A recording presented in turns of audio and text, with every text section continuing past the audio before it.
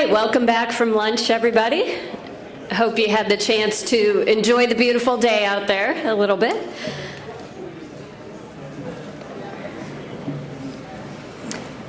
So it is truly my pleasure to introduce Father David Hollenbach to you today, as he's been a prophetic voice for the marginalized and vulnerable in our world for over 4 decades. Father Hollenbach, a Jesuit priest since 1971, currently serves as the Pedro Arrupe Distinguished Research Professor in Georgetown School of Foreign Service and a senior fellow at the Berkeley Center. Prior to this, he was the director of the Center for Human Rights and International Justice at Boston College for 15 years. He's been a consultant for the Jesuit Refugee Service and has taught in the Philippines, Kenya, and Vietnam.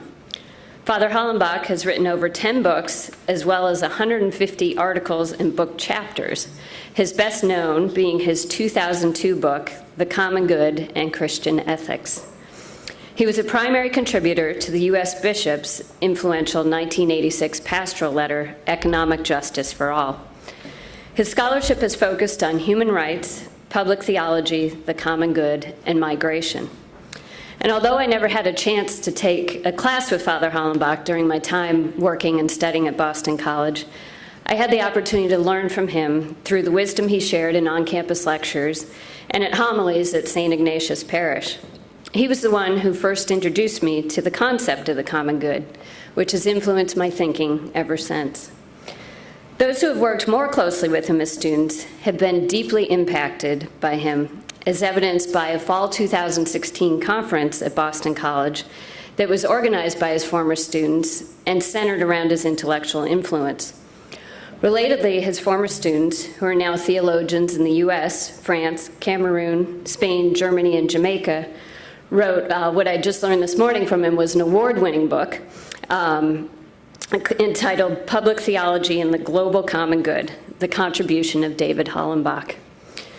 During the opening remarks of that fall 2016 conference, Dr. Kristen Heyer, one of his former students and a highly influential theologian herself, stated that David's experiences in the developing world, whether in the wake of the Rwandan genocide, lectures in South Sudan, or work with the Jesuit Refugee Service, truly bring him to life.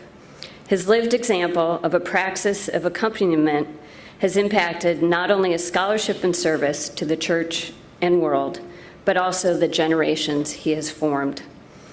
As a result of his intellectual contributions and service, Father Hollenbach has received numerous awards, including 6 honorary degrees, the Civitas Dei Medal from Villanova University, and the John Courtney Murray Award, which is the highest honor bestowed by the Catholic Theological Society of America. We are indeed privileged to have such a deeply influential scholar and humanitarian sharing his wisdom with us here today. So please join me in welcoming Father David Hollenbach.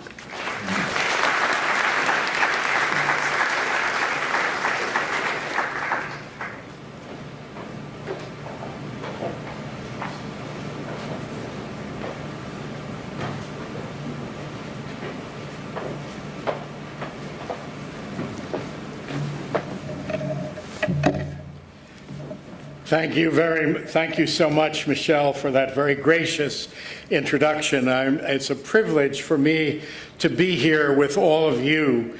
This is probably the 3rd or maybe the 4th time that I've had the opportunity to speak to a JUHAN conference. I've done that at Fordham and at Fairfield and at Georgetown and now here at Holy Cross. So it's a real privilege to be with you, and I'm deeply impressed that so many people have come forward to try to think through how we can deal with some of the challenges that we are facing in the refugee situation today. The mutual support that you can provide for each other over these days, I hope, will be an inspiration to all of you to keep going in the face of some of the very difficult times that we are facing today. So my comments this afternoon are going to be divided basically into 2 parts. In the first part, I'm going to try to outline some religious and spiritual perspectives on response to the refugee crisis that may help guide our inspiration and our forward movement in response to the crisis that we're facing. And in the second part of my talk, I'm going to try to address several of the ethical principles that can help set guidelines for policy. So the first part will be more personal, and the second part more policy.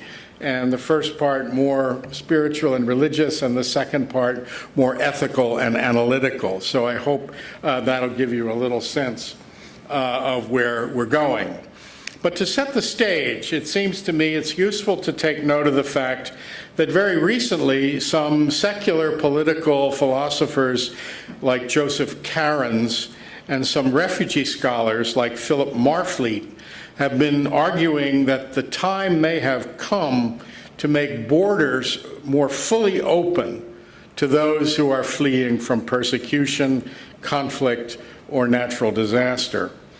And in a similar spirit, some years ago, the philosopher Martha Nussbaum called nationality, quote, a morally irrelevant characteristic of personhood, an ethical position Nussbaum took that implies open borders.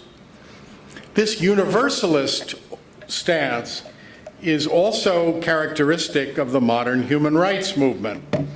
Human rights are seen as universal. They're rooted in the universal and equal dignity of all human beings. The notion of human rights, in a certain way, seeks to tear down the walls dividing people into those who do count and those who do not count when the most basic requirements of humanity are at stake. So the universal reality of human dignity, tearing down walls. Now, this orientation of a universal understanding of our common humanity has deep and strong support in the great religious traditions of our world. Both Judaism and Christianity hold that all persons are brothers and sisters in a single human family, no matter what their nationality or ethnicity.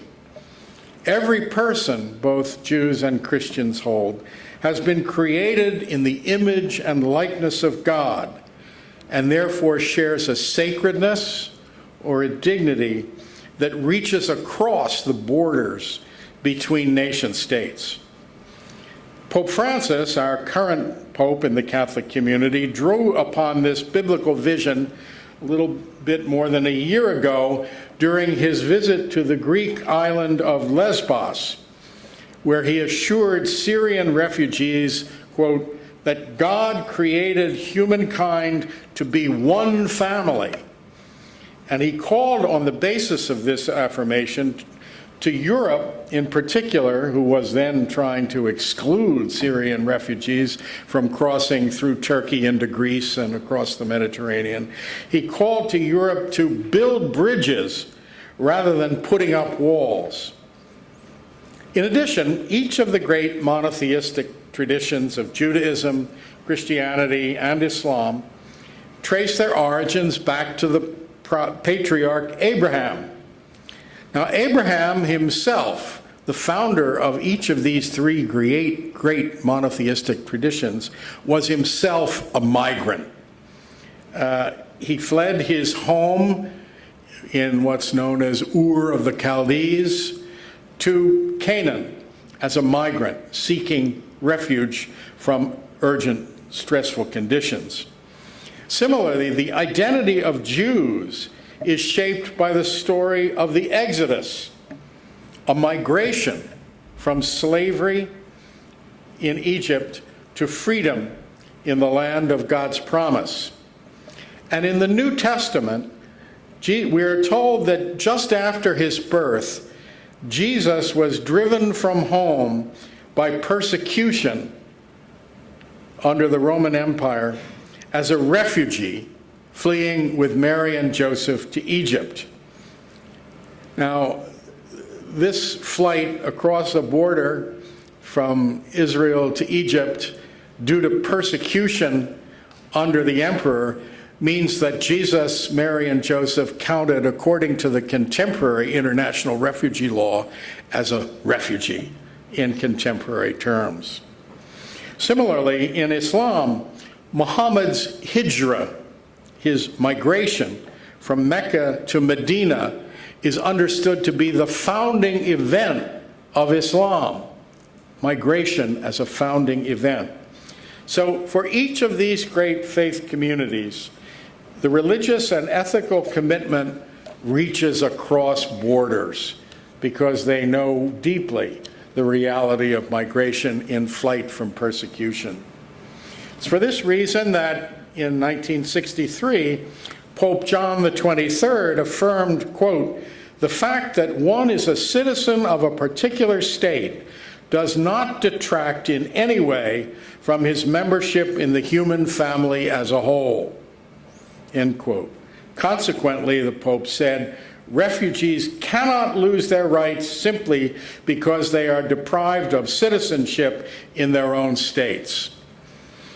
Now, Dr. Barnett this morning was talking about how states can overrule these rights of refugees, but I'm speaking more from a normative point of view and hopefully from a point of view of what can inspire our work to say, even if states try to do that, we can say, no, that's wrong. You can't do that. So, in addition, Pope Francis has repeatedly stressed that the Christian vocation includes a responsibility to reach out to refugees in a spirit of compassion or mercy. Now, mercy is a key form of the love that Jesus commands Christians to show toward all of their neighbors. Compassion or mercy is love extended to those who are suffering. The word compassion comes from calm or with and passion or suffering, to share the suffering with the person who is in need, to be with another in his or her suffering. St. Thomas Aquinas, the great medieval theologian, saw compassion or mercy as like friendship, a form of love, Aquinas said, that most leads to a compassionate heart. In Aquinas' words, quote, "Since one who loves another as a friend looks upon his friend as another self, he counts the friend's hurt as his own, so that he grieves for his friend's hurt as though he were hurt himself." This kind of friendship is truly calm passion, to share suffering with the one that one cares for, sharing compassion and suffering along with one's friends. Now, how can such an appeal to friendship be relevant to our response to more than 65 million people who have been displaced in our world today? These people are foreigners, not friends, we might say. But Jesus sees it differently. Jesus' prime example of compassionate love of neighbor was the Good Samaritan, who stopped to aid a Jew assaulted and left for dead on the road from Jerusalem to Jericho. And Samaritans were strangers to Jews.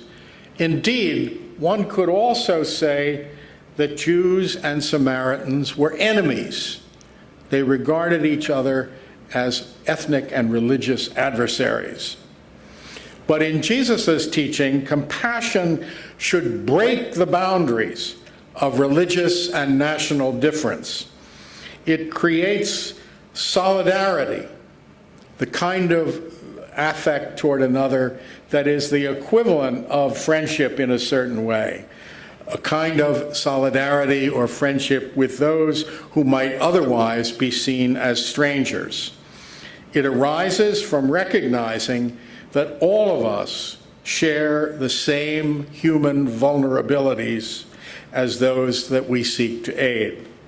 we accompany them in facing the challenges of the human condition, a condition we are all in together. Now, this spirit of trans-border solidarity and accompaniment is important in the spirituality handed down to people like me who are Jesuits from our Jesuit founder, Ignatius Loyola. And I think we can learn something from it in all of our Jesuit universities today if we reflect on it for a minute. Ignatius Loyola had an extraordinarily expansive vision of what he wanted Jesuits and Jesuit institutions to do. He wrote that the Jesuit orders' activities and the activities of Jesuit-related institutions should be directed, he said, to the glory of God and the common good. But his vision of the common good was itself extraordinarily expansive. His vision of the common good reaches across all borders. It's not the common good of a narrow in-group. Ignatius's vision of the common good he called universal.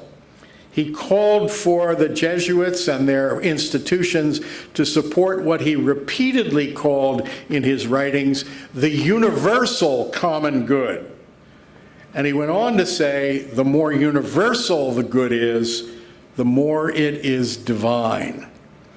The more one's care and concern and compassion reaches across boundaries and borders, the more it is like God's love, Ignatius is saying. Now, the Jesuit Refugee Service that I have had the privilege of working with in small ways over the years draws upon this spirit of universal, inclusive understanding of the common good. JRS, Jesuit Refugee Service, sees its work as having three dimensions: accompaniment, service, and advocacy. Accompaniment for Jesuit Refugee Service means being with the people who are being served. This means being with refugees on the ground, listening to their stories, showing them that they are not forgotten. It is a kind of friendship, the way it is understood in Jesuit Refugee Service, a friendship that leads to a compassionate recognition that the suffering of the one whom one is serving is a friend whose sufferings are one's own. This is the very opposite of the kind of condescending paternalism that Professor Barnett was speaking about as a danger this morning. It was showing that those who try to help refugees should recognize that they must be accompanying them, in partnership with them, in dialogue and active engagement with them. And this accompaniment, many refugees say, is the most important help that they have received from a group like Jesuit Refugee Service, because it makes them realize they are not forgotten. They are not treated simply as people who don't count. It's also, though, has a deep impact on those who do the serving, those who work in Jesuit Refugee Service itself, those who are providing help, stimulating them to action, because from accompaniment, those involved in service learn a lot about what refugees truly need and learn how to respond in solidarity. Accompaniment, in other words, leads to service that is shaped by genuine knowledge of the needs of refugees gained from direct interaction with them. For example, through accompaniment, Jesuit Refugee Service recognized that one of the greatest needs of refugee youth today is for education. We all know that refugees often need food or shelter and so forth, but JRS has come to recognize that education of refugee youth, especially those in protracted refugee situations where they may well have been born in a refugee circumstance and reached full-grown adulthood still as a refugee, finding a way to provide education for these youth is an essential need of those who are refugees, and it has led Jesuit Refugee Service to launch major efforts to broaden its ability to provide education to refugee children and youth. It has also led JRS, this knowledge gained from accompaniment, to a program that is now called Jesuit Commons Higher Education at the Margins, a program which is providing internet links between Jesuit universities in several parts of the world, including the United States and India, with refugees in camps in a number of parts of the world where higher education is being electronically provided for refugees in countries like Malawi, Thailand, and a number of other places, Jordan. So accompaniment leads to a recognition of what service is needed in a way that's very important. It can also, accompaniment and service together, lead to advocacy of policies and institutions that can better secure the rights of refugees. For example, from accompanying and serving refugees, Jesuit refugee workers learned that many displaced people, especially in Southeast Asia, had lost limbs due to the landmines left over from the Vietnamese and Cambodian conflicts and so forth in that part of the world. This led to Jesuit Refugee Service participation in the global campaign to abolish landmines, which emerged from practical engagement of accompaniment and service of people in that part of the world. This campaign has led most of the countries in the world, sadly not including the United States, to ratify the global treaty abolishing landmines, a campaign that then subsequently received the Nobel Peace Prize. That's an example, it seems to me, of how accompaniment, service, and advocacy can support each other and can have real influence on public policy. These examples, it seems to me, invite us here at our JUHAN meeting this year to consider how our universities could become more actively involved in responding to the challenges of the humanitarian crisis and the refugee situation today. I understand, and this may come up in our subsequent discussion, that Pope Francis is going to launch a major initiative on the global response of the Catholic Church and the world community, and broader than the Church, to the refugee issue in mid-September of this year. Pope Francis, when he takes action and wants to make a splash, he knows how to do it. So keep your eyes open for what's going to happen in mid-September coming from the Pope and the Vatican on this, and what's coming from the Catholic community in the United States.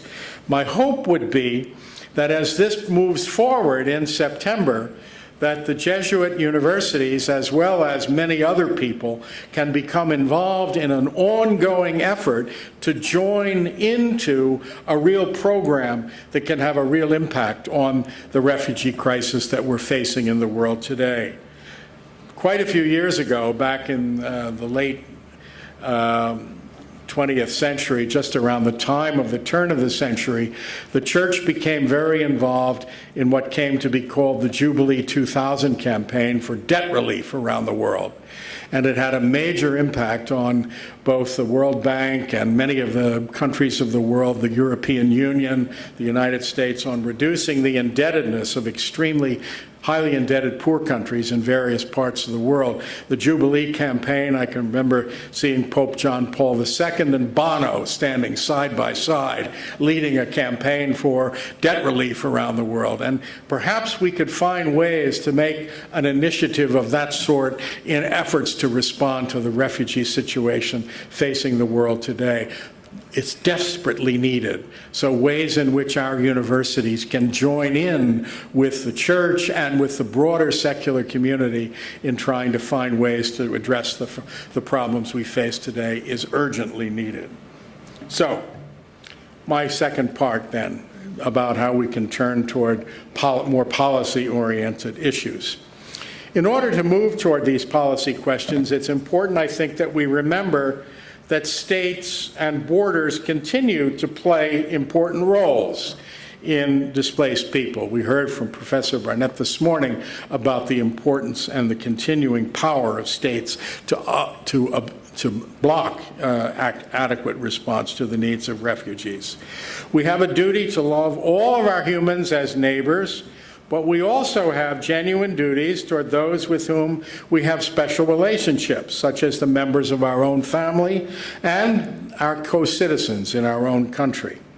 Thus, a key task in looking at the ethical responses to policy these days, it seems to me, is trying to determine the ethical priorities that should exist among our diverse duties to those in our own country and to those in other parts of the world. How to determine those policy priorities, it seems to me, will be particularly important in setting a more political and policy-oriented approach to the humanitarian crisis. In some circumstances, responsibilities to those nearer to us should take priority over our responsibilities to those at greater distances.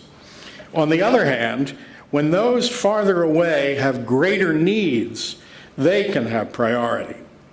Now, Catholic social thought formulates this in terms of what has come to be called the principle of subsidiarity.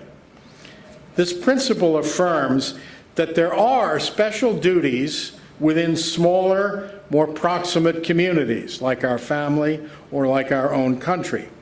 But it also insists, this principle, that where there is a serious need at a greater distance, or when local communities do not or cannot respond to that need, the larger international community as a whole can have a duty to provide help, or in Latin, subsidium. That's where the word subsidiarity comes from. It comes from the Latin word subsidium, which means help. So the larger community has a duty to help when those who are closer by are unable or unwilling to do so. Though this subsidiarity principle was developed within Catholic social thought, it has been adopted as a principal criterion for the activities of the European Union. It's also written into documents such as the document supporting the responsibility to protect, which I'll make reference to in a few moments. This means that the primary responsibility toward displaced persons falls on the country of which they are citizens. But if their own country fails to protect them, or even worse, if their own country is persecuting them or causing them harm, the duty moves to neighboring countries and to larger international actors. Thus, there are duties both to one's fellow citizens and to forced migrants. Neither of these duties is absolute. Duties to fellow citizens do not always trump duties to refugees, nor do duties to refugees always override duties to co-citizens. Let me suggest then, in the remainder of what I'm going to say, several priorities among these diverse kinds of obligation. First, focusing on the negative duties not to act in certain ways that cause humanitarian crises, and then on our positive duties to take positive action to respond to those facing crisis. Now, most of the refugee movement today, as we know, is being caused by war, or by failed states and the wars that result in from those failures of states. For example, in places like Syria, Afghanistan, Somalia, South Sudan, Yemen, etc. Key negative duties relevant to such displacement can be highlighted by drawing on the moral tradition known as the just and unjust war ethic.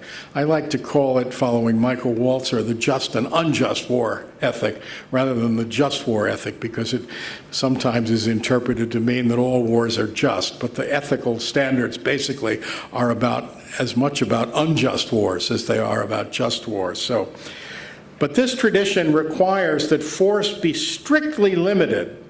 The use of armed force, if it's ever justified, is justified only when it is defending the rights of innocent people to life, freedom, and security, or the rights of nation states to their own self-determination and territorial integrity.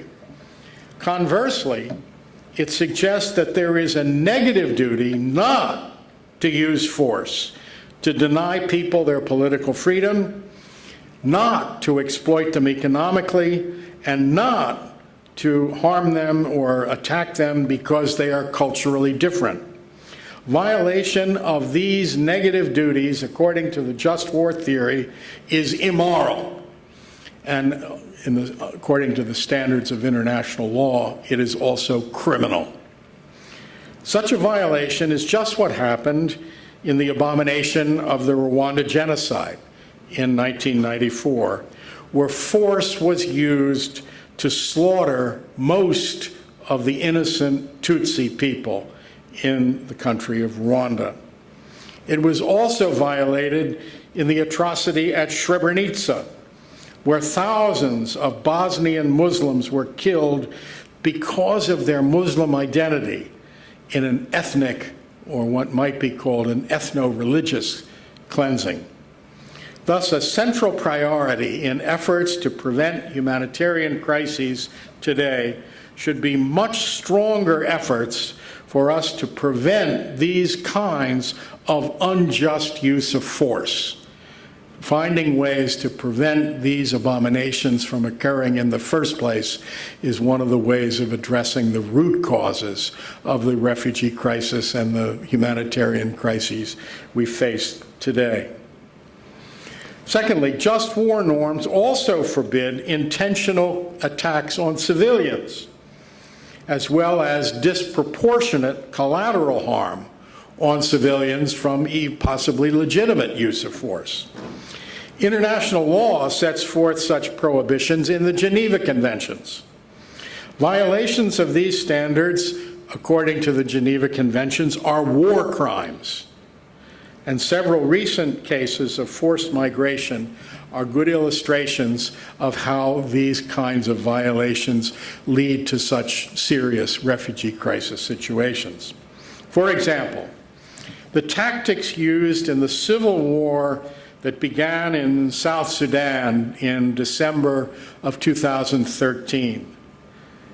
In that situation, since then, both the government of South Sudan, the newest nation on earth, and the opposition forces to the government have committed extraordinary acts of cruelty that, according to a United Nations study, amount to war crimes, and in some cases, crimes against humanity. The most serious violations among very serious, maybe not the most, but certainly very serious violations of international law. Because of this mayhem, of this crime against civilians taking place in a place like South Sudan, 1.7 million South Sudanese have become displaced people.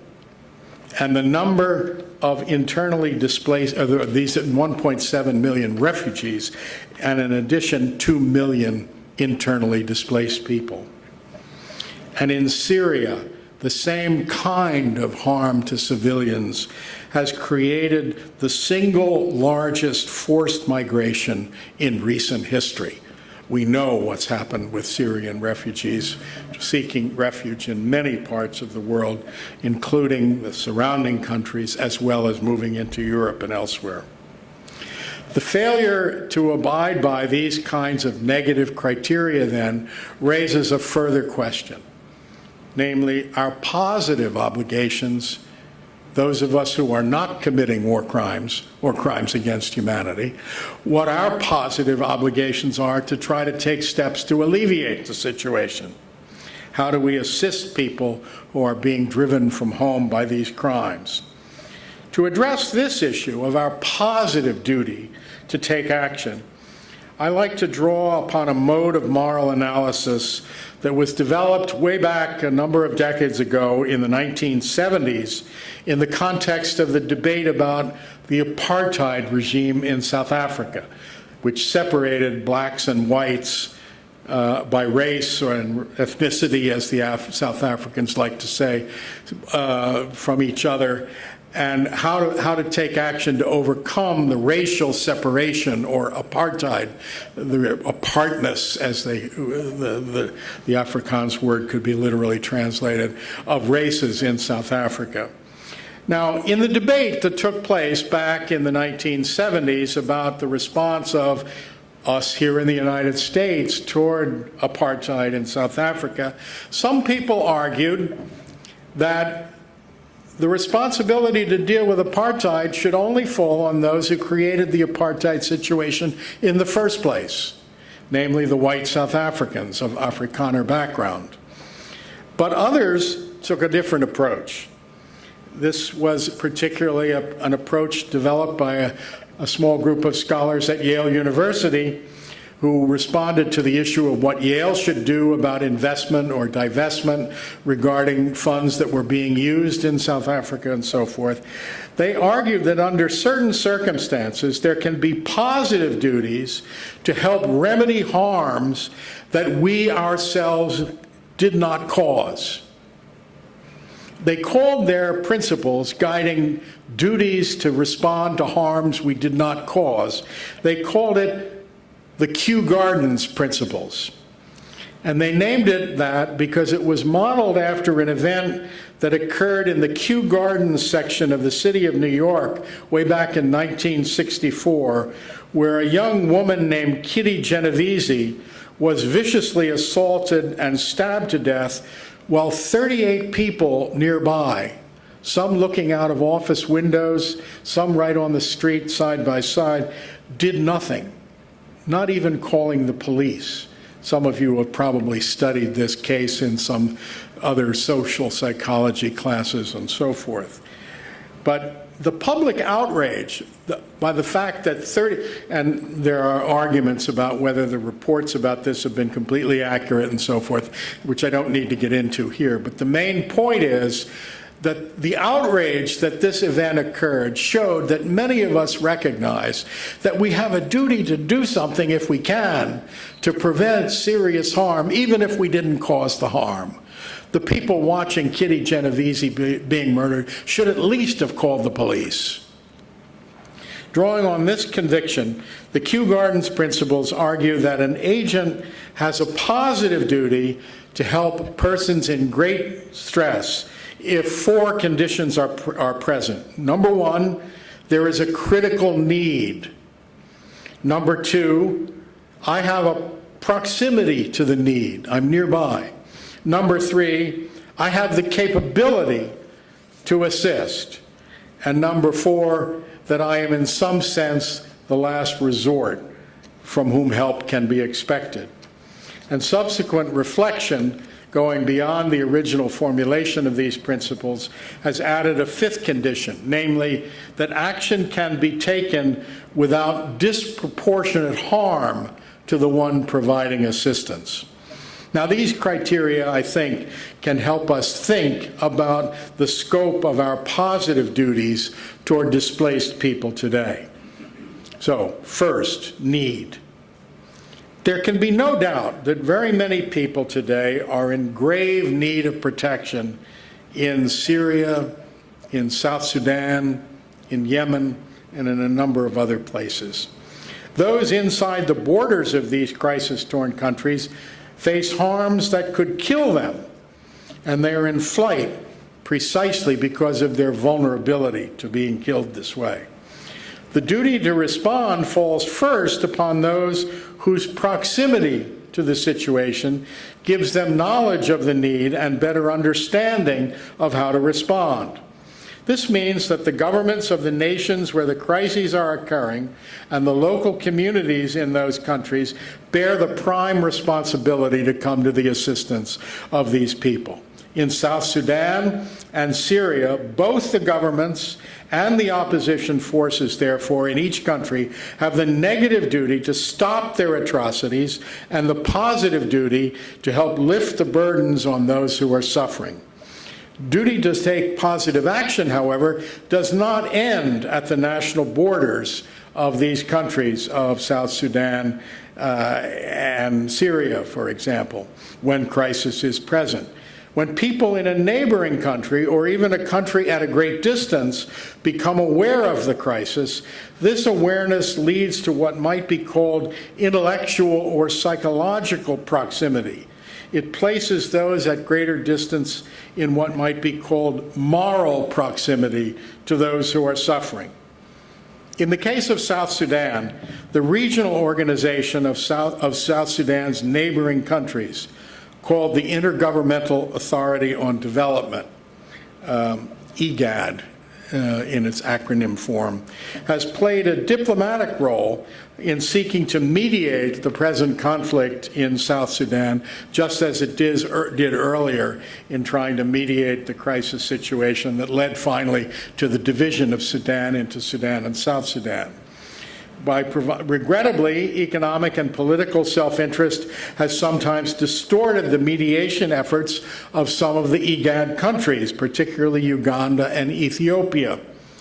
This has led then to some countries outside the region of East Africa to become involved in an effort that has come to be called IGAD Plus, the Intergovernmental Authority for Development Plus, which includes the African Union, the UN, China, UK, Norway, the EU, and the United States. A sense of moral responsibility has arisen in these more distant countries because of their proximity to this crisis through awareness. These combined regional and global efforts to address the situation in South Sudan have surely not yet been effective, and they've been far from perfect in the way they've been implemented. But they have suggested ways that countries at a distance can and should become involved in helping or seeking to help to resolve the issues facing a serious crisis like the one in South Sudan. Next, a criterion of capability also sheds some light on the positive duties to respond to humanitarian crisis. It's become common to point out that somebody who cannot swim cannot have a duty to aid a child who is drowning. We don't want 2 drownings instead of just 1 if the person can't swim. Coming to the aid of a drowning child is not obligatory. But if a person is a good swimmer and can easily assist a child who's drowning, there can be a real obligation to come to that child's aid. Now, Lebanon, Turkey, and Jordan, countries immediately surrounding Syria, are today massively overburdened by Syrian refugees. In my judgment, you can conclude they are not capable of providing additional asylum for more refugees. On the other hand, the wealthy nations of Northern Europe, of North America, and of the oil-producing Gulf states are surely capable of receiving many more asylum seekers, and in particular of sharing the financial burdens being carried by Syria's already overtaxed nearest neighbors. We heard this morning from Professor Barnett about how the call for funding for assistance to refugees falls below 50% of what's needed. One of the obligations, it seems to me, that we have is not only to admit more refugees for asylum in this country, but especially to come to the aid of those countries who are already providing refuge for so many people. Countries with greater economic and political capacities have proportionately greater responsibilities to provide assistance. These duties may be carried out by granting more asylum, by providing more opportunities for resettlement, but especially by providing economic assistance to those countries already carrying a disproportionate burden. The existence of such positive duties was at the root of the emergence of the moral and policy framework that has come to be called the Responsibility to Protect, or R2P, as it gets abbreviated. Responsibility to Protect, or R2P, states that the international community can have positive duties to help protect populations from genocide, war crimes, ethnic cleansing, and crimes against humanity. Protective action should come in the first instance from a people's own government. But if that government fails to provide protection, other countries need to consider action. And when violations of human rights reach the level of atrocity, action by other countries outside of the people's own country can be required. Now, the responsibility to protect has been the focus of heated controversy since it was endorsed by heads of state at the UN General Assembly in 2005.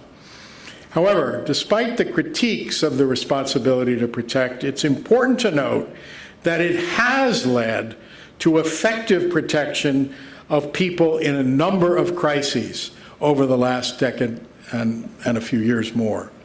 For example, when conflict flared in Kenya following the disputed 2007 elections, the United Nations, the African Union, and a number of other governments, including the United States, became actively engaged in trying to prevent the Kenyan crisis from escalating into what some people felt was a tribal war heading toward genocide.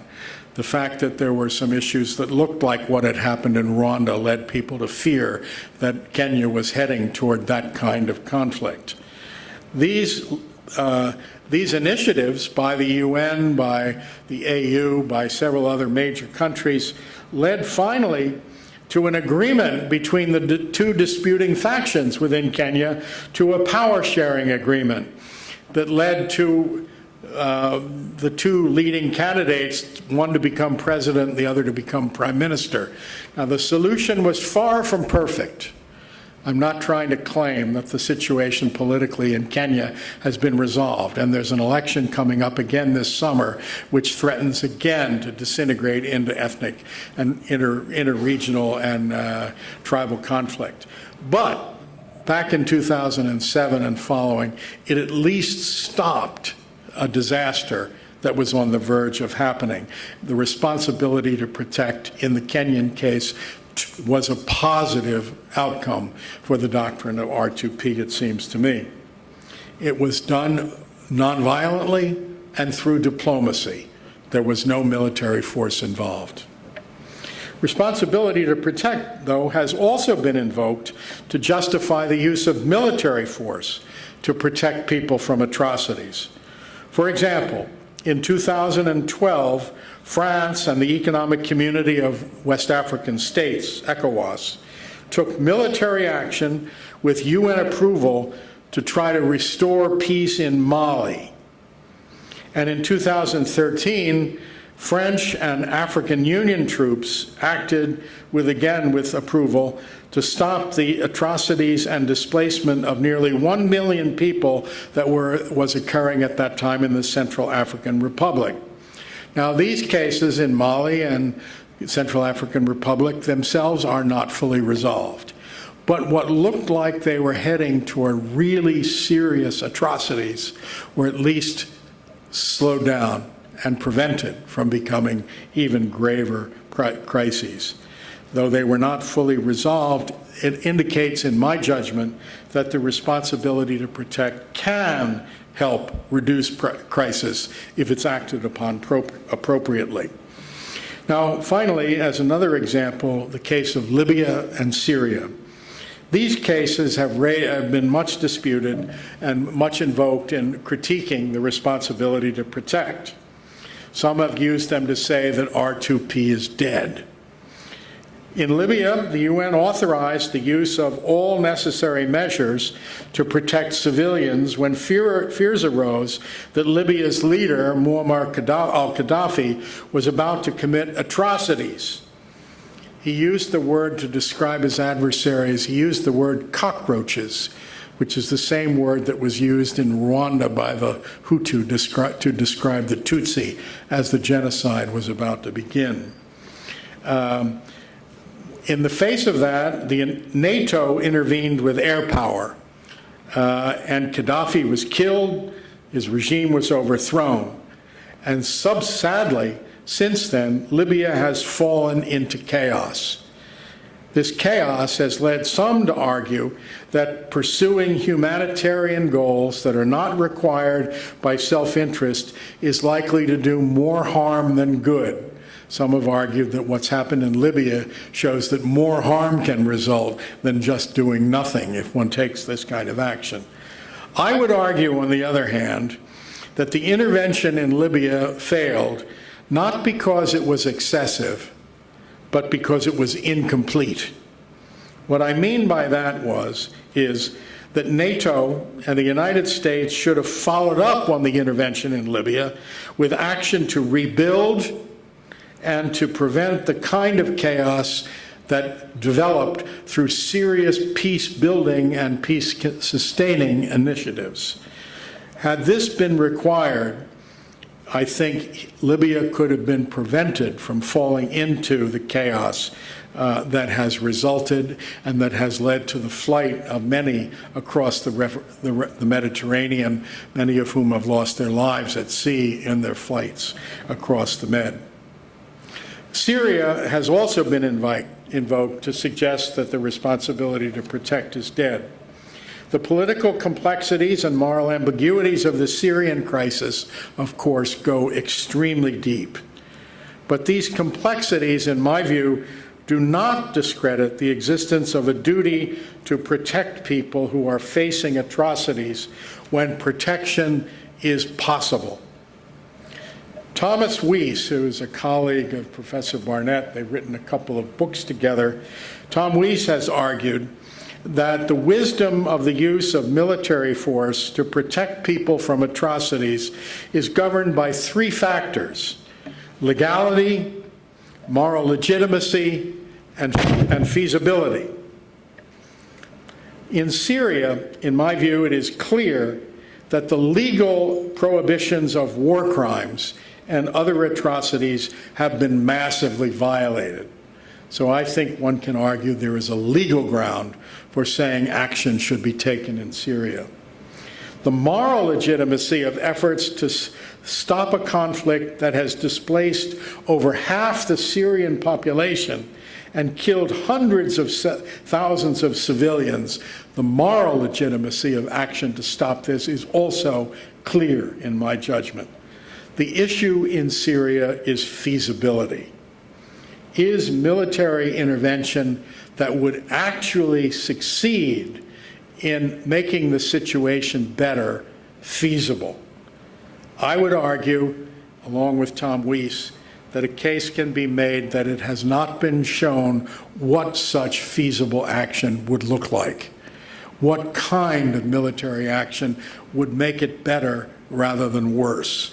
And therefore, though there may be legal and moral grounds to say intervention is legitimate, even militarily, whether such intervention is feasible is another matter. One of the just war criteria is reasonable hope of success. I'm not at all sure there's reasonable hope of success in a military intervention making the situation in Syria better. Now, that does not mean that we should simply leave the situation in Syria the way it is. Diplomatic initiatives, pressure on Russia, on the various Gulf states, on Iran, other kinds of political maneuvers to try to alleviate the crisis situation is surely called for. Assad in Syria, the rebels, but also Russia, Iran, and the Gulf state are acting in ways that in some measure are keeping the Syria crisis alive.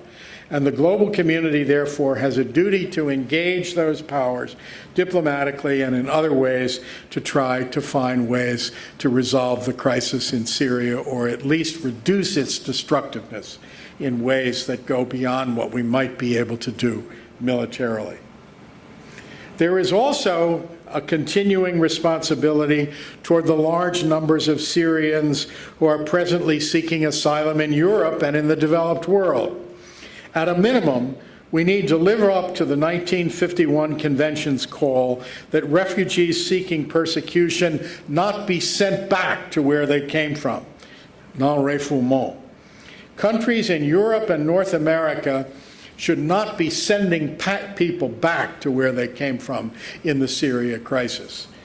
They also have a responsibility, to the extent possible, to grant asylum to greater numbers of Syrian refugees than are presently being done. Indeed, the number of Syrians seeking asylum in Europe is not even close to the number already living within the borders of Syria's neighbors. If the Europeans are worried about what are we going to do with all these Syrian refugees, talk to the people in Lebanon about that, where 1 out of every 3 persons inside the border of the country is a Syrian refugee. This is a situation that the Europeans should keep in mind. When David Cameron, the former Prime Minister of the UK, said about a year and a half ago, maybe it's approaching 2 years ago, when the flight of Syrian refugees through Greece into Europe was at its height, Cameron said, "The UK will live up to its responsibilities. We will admit 20,000 Syrian refugees over the next 5 years." A minister of the government in Lebanon said, "Mr. Cameron should remember we admitted that many the last 2 weekends." The developing countries today host 86% of the world's refugees, the developing countries. And the very poorest countries of the world host over 25% of all the world's refugees. Coming to the assistance of those countries, providing asylum to all these refugees, is a moral duty. We have an obligation to come to their aid. Cutting back aid at this point to those countries that are desperately in need of assistance to respond to these refugees is simply wrong, and we have to stand up and say that. To achieve this, the rich nations of the global north will need themselves to overcome racially and religiously driven xenophobia, and recognizing that we are all part of that one human family I talked about at the beginning of my lecture. We also need to recognize that almost all of these refugees are very innocent people who are fleeing simply because their lives are in danger, and the likelihood that any of them are refugees, are terrorists, is exceedingly small. Personal contact with the struggles of displaced people through accompanying them seems to be one of the single best sources of people waking up to the fact that we really do have a duty to come to the aid of those people. So I'm going to conclude then by just one last remark, and that is, I've been making a moral set of arguments based on some religious values about where we stand on this issue.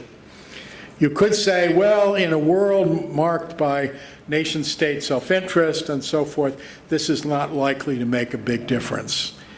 Well, it's a struggle. There's no doubt about that.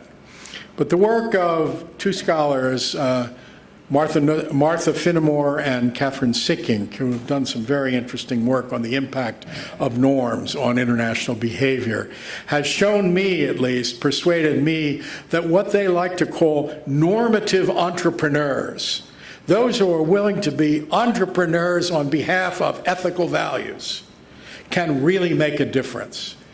The creation of the International Committee of the Red Cross led to the creation of the Geneva Conventions, which led to the evolution of international law against all kinds of war crimes. And so those things came from a couple of people, something like us, concerned about people slaughtered on a battlefield. And out of that normative entrepreneurship, we created an international system that can be enforced if we seek to do so. Now, we can make a difference if we become normative entrepreneurs for the enforcement of some of those standards. And therefore, I would argue with Catherine Sickink and Martha Finnemore that we can make a difference if we really work at this. The task then becomes how to work at it. And I hope that in our panel following, we'll get some further reflection on that. Thanks very much.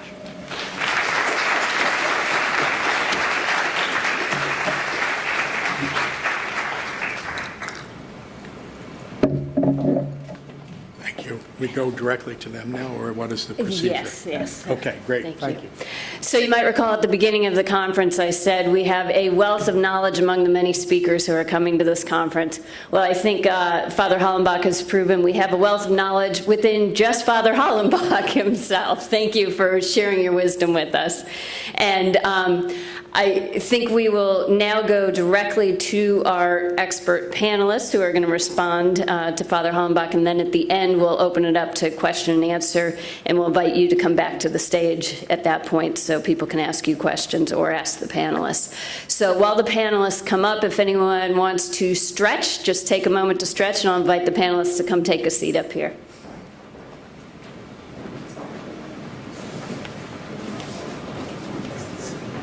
Yeah.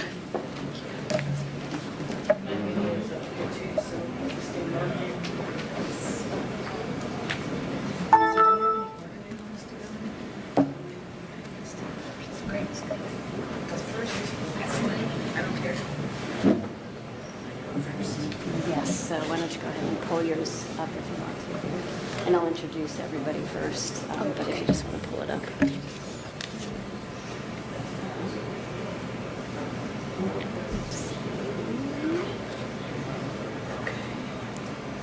First one is displayed. So that's good. Okay. All right, great. So now we're going to shift to hearing from our expert panelists, and they've been asked to speak for about 10 minutes on their research and experience as related to the keynote that was given by Father Hollenbach. And we've asked them in some way to wrestle with the challenges of doing principled work in an unprincipled world, which scholars, including Michael Barnett, frame as the interaction between the sacred and the profane. Can one remain pure? What compromises must be made?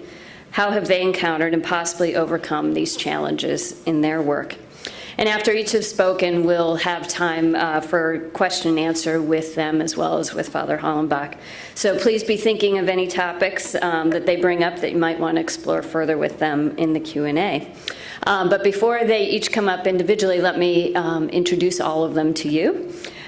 So first to my left is Dr. Laurie Johnson, who is an ethicist working on issues of war and peace building, the environmental impact of war, human rights, and religious liberty. She's an associate professor of theology and director of fellowships at Emmanuel College and a visiting scholar in Boston College's Center for Human Rights and International Justice. She has a long-standing interest in Christian-Muslim relations and is currently working on a project on migration and Catholic universities. She's also engaged in a project on the ethics of nuclear disarmament. Dr. Johnston is a member of the community of San Egidio, is that somewhat close, and serves on the steering committee of the Catholic Peacebuilding Committee. She holds a BA from the University of Virginia, an MDiv from Harvard Divinity School, and a PhD in theological ethics from Boston College. And she also happens to be one of the co-editors of the book that I mentioned earlier, the award-winning book by Father Hollenbach's former students. And then farthest to the left is Chris Kerr. Chris joined the Ignatian Solidarity Network as executive director in 2011. He has over 15 years of experience in social justice advocacy and leadership in Catholic education and ministry.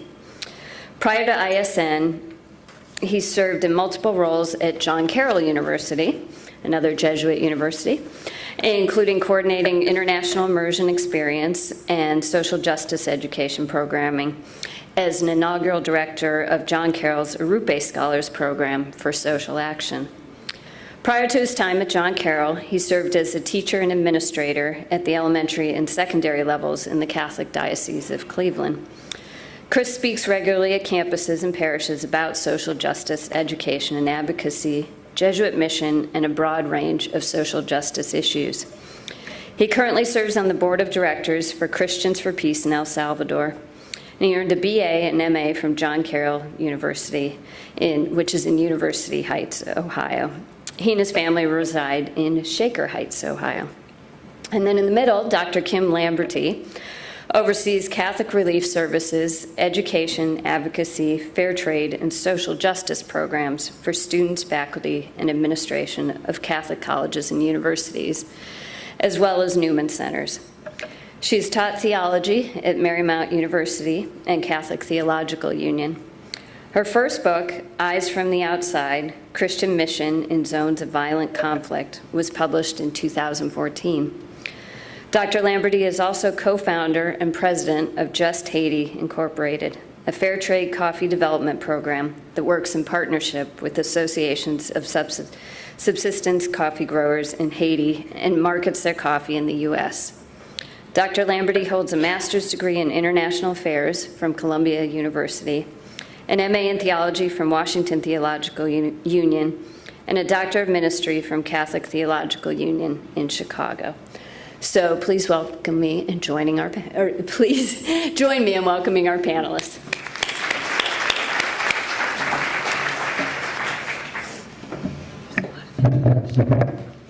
Good afternoon. So I'm a former student of Father Hollenbach, so it's a particular honor to get to follow him up here. And perhaps you'll find that there's some similarities in some of the things we're saying, I hope at any rate. So this morning, Dr. McCormick was talking about what he thinks we really need more of is simply compassion. And Father Hollenbach has just been talking about the need for solidarity. So there's no doubt that these things are really needed in our world, particularly as an antidote to our natural human tendency to say, it's too bad that's happening over there, but it's not really my problem, right? Very natural human tendency.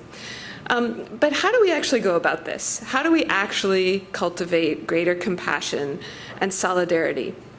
For this, I want to turn, like Father Hollenbach, to the thought of Martha Nussbaum for a moment, because she describes human life as a series of concentric circles.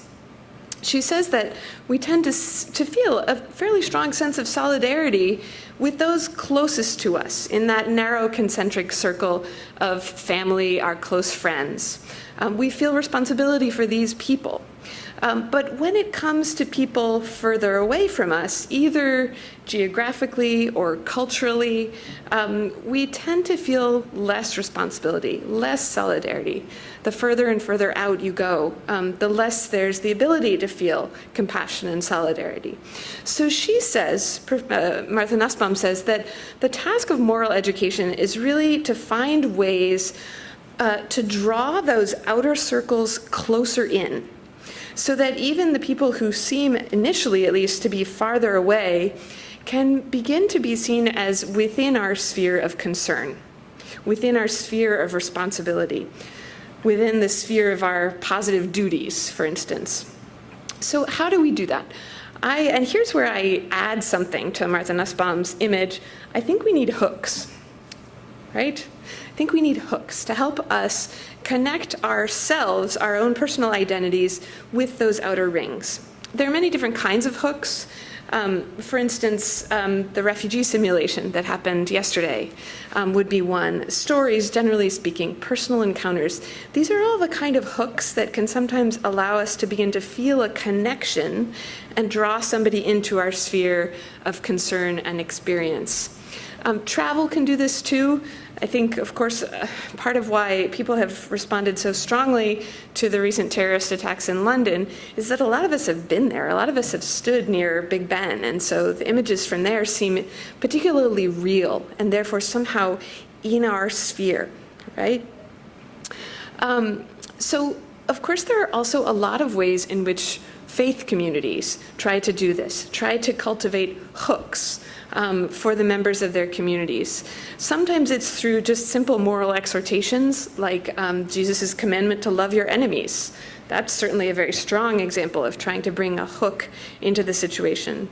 The Quran has a commandment that Muslims should protect synagogues and monasteries because those are places where God is worshipped. Right? So this is a way in which the Quran is trying to use Muslims' reverence for God as a hook to then draw in concern for other communities who also share that reverence for God. Another really important kind of hook, I think, for human experience is our own experiences of suffering. There's no one in this room who has not had some kind of experience of suffering. And in some cases, our experiences of suffering can be incredibly empowering in the long run. So for instance, Dr. Kafarani noted this morning that his experience of war in Lebanon is part of what now motivates him to help other victims of war in a very powerful and admirable way. The problem is that not everybody draws on their experiences of suffering to then go and help other people. Some people respond to suffering just by saying, I want to make sure this suffering never happens to me again. And therefore, instead they seek self-protection. They arm themselves. They vote for nationalist political parties. And I don't know exactly what causes this divide, why some people respond to a bad thing by saying, I want to make sure this bad thing doesn't happen to anyone else. And some people respond by saying, I want to make sure this bad thing never happens to me again. I think this is really a deep mystery of the human heart. But I do think it's a mystery that faith traditions have developed a good deal of insight into. And there are ways in which faith can help us make sense of suffering, can help us to grieve and mourn, which can be an important piece of that, that can then help shape our response to that suffering in positive ways. So, if we want to develop genuine compassion, we also have to think really clearly about how compassion leads to action. Compassion isn't passive if it's genuine compassion. And so sometimes we overlook the ways in which compassion has to go hand in hand with expertise, with determination, hopefully not paternalistic expertise though, right? Father Hollenbach noted that if you can't swim, you don't have an obligation to save a drowning person. But I would add, but maybe you have an obligation to learn to swim so you can help the next time, right? So this is what I mean when I'm talking about developing the expertise that's required for real compassion. So I want to give you an example of this.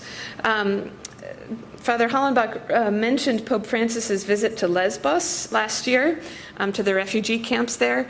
And perhaps you remember that when he came home, when he came back to Rome, he actually brought 3 Syrian families, refugees, on the plane with him to Italy. This is one of these wonderful, beautiful gestures that Pope Francis just seems to be the master of, right? But what you might not know is that there were months of preparation for this. There was a lot of background work that made this possible, carried out by the Catholic lay community of Sant'Egidio that I'm part of, in cooperation with an alliance of Protestant churches in Italy. So these 3 families were actually part of a larger program that's come to be called the Humanitarian Corridors. And this initiative arose because the community of Sant'Egidio has been working for a very long time with immigrants and refugees in Italy, and has developed a fair amount of legal expertise, even though they're an entirely volunteer organization. But the recent influx of migrants and the massive numbers of people drowning in the Mediterranean really stimulated this lay community to think hard about other ways to respond, to go beyond what they were already doing. And so they did a bunch of legal research and discovered that there's a provision in Italian law which allows for the granting of humanitarian visas. But it had never been used, at least not in the contemporary era, not for the current crisis. So the Sant'Egidio community managed to convince the Italian government to grant these humanitarian visas on the condition that Sant'Egidio and their partners would then agree to completely support anyone who arrived under this visa program, 100% once they arrived. So they agreed, they did some fundraising, and then members of Sant'Egidio went to Lebanon and began interviewing people in the camps there for resettlement in Italy. They identified people that they thought were the most vulnerable, the most at risk from human traffickers, pregnant women, families with sick children in many cases, and identified the people they were worried about potentially embarking on a rubber raft really soon and getting into big trouble. They were trying to prevent this. So one advantage of this particular approach is that they didn't actually have to determine whether or not these individuals qualified as refugees under international law. They could simply choose whoever they thought was in the most dire need and fly them to Italy. So once approved and once they got these visas, they could put them on a plane and they could travel safely, not on a rubber raft. And about 1,000 people have now arrived in Italy under this program. It's a small program, obviously, dwarfed by the need that exists, but it's starting to be replicated elsewhere. France is adopting a similar approach, and it is at least a testament to what is possible, especially in terms of private initiative. At a time when there's a temptation to just say, we just need the governments to act. Okay, yes, we do need the governments to act. This is no replacement for the reform of the international system. But there are things that private initiative can accomplish in the meantime. And I do think sometimes the best way to promote reform of a system is to subvert it with a program like this, right? So part of what these humanitarian corridors reveal, I think, is that when we really see someone in our sphere of concern, when we see them as a friend, we are willing to use all of our ingenuity and creativity and determination to help them. And we're willing to come up with creative new solutions when it's necessary. We're relentless if we really care. This is hard to sustain, this kind of relentless creativity, right? And so I want to point to one last hook, if you will, that I think is important as a way of drawing other people into our sphere of concern and then showing effective compassion towards them. And that's simply the practice of prayer. In addition to these practical efforts to help refugees, the Sant'Egidio community has been holding memorial prayers for those who die at sea, who drown. This is a beautiful poster from a prayer held just last week that's titled Morire di Speranza, Dying of Hope, commemorating those who, a prayer in memory of those who die on the voyage to Europe. So this is just a small sign, I think, that when it comes to cultivating compassion, we need lots of different means in order to sustain us, both spiritual and practical. Thank you.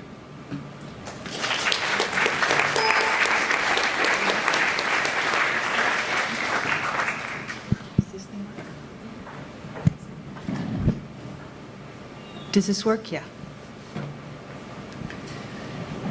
All right, so I'm Kim Lamberty, and I'm representing Catholic Relief Services. And what I want to do for the next 10 minutes is talk to you about how the work of CRS really responds to Dr. Hollenbach's call to action to address what has become a crisis in the area of migration and refugees. So I'm going to do three things. First, I'm going to tell you who CRS is and kind of how we operate. And then I'm going to tell you exactly the space that we occupy in the addressing migrants and refugees crisis. What exactly is the space we occupy? What do we do on the ground? And then third, I'm going to talk to you about what we do in the U.S. and how you all can be a part of it and what that looks like.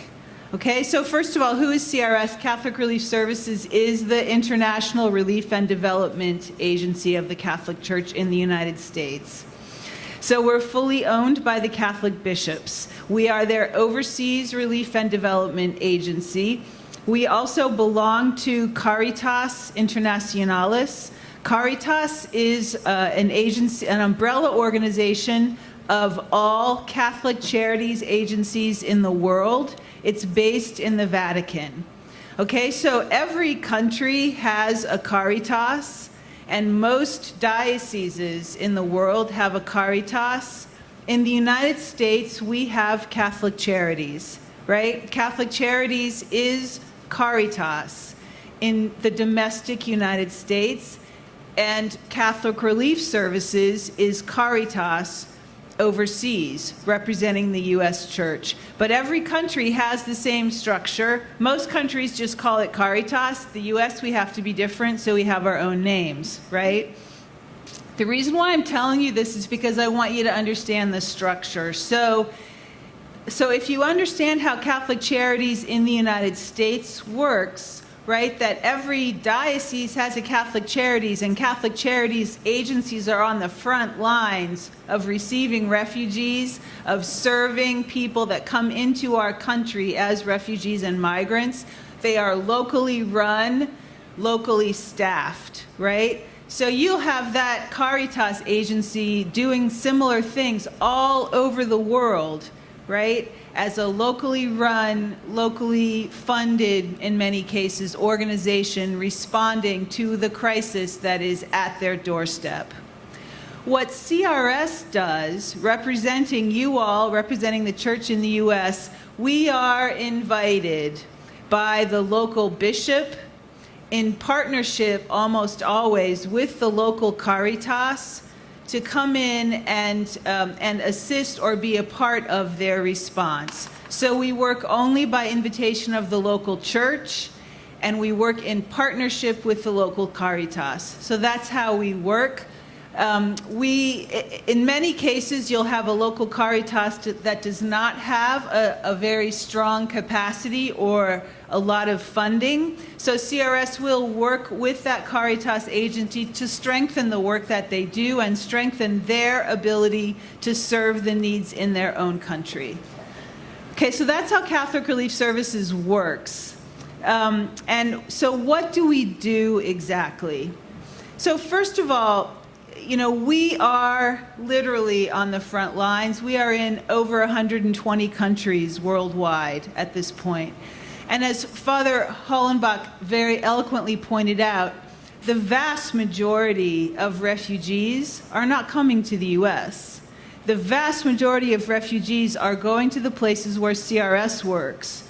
The largest refugee camp in the world right now is in Uganda, that has received 850,000 refugees from South Sudan.